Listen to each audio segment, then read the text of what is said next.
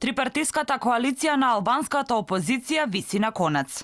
Алијанса на албанците меѓу два огна. Ке требали да бира меѓу БЕС и алтернатива.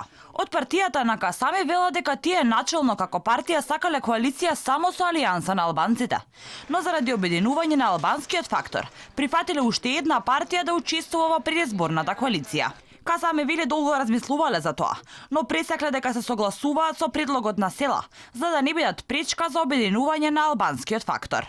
Додека БЕСА пушта ишарет, алтернатива е песимист, дека Касами и Гаши ќе седнат на иста маса. Велат наредниве денови ќе ги финализираат преговорите со Алијанса, но не и со БЕСА.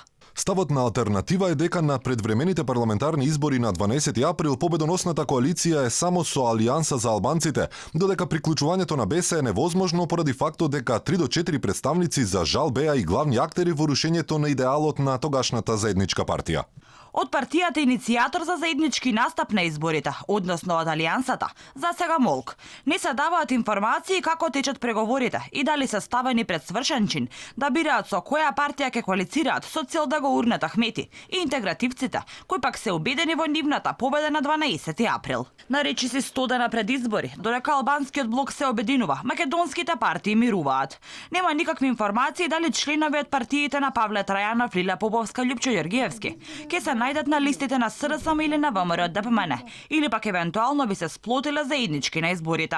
Се поизвестно е дека сепак ќе се задржи досегашната пракса за постизборни коалиции.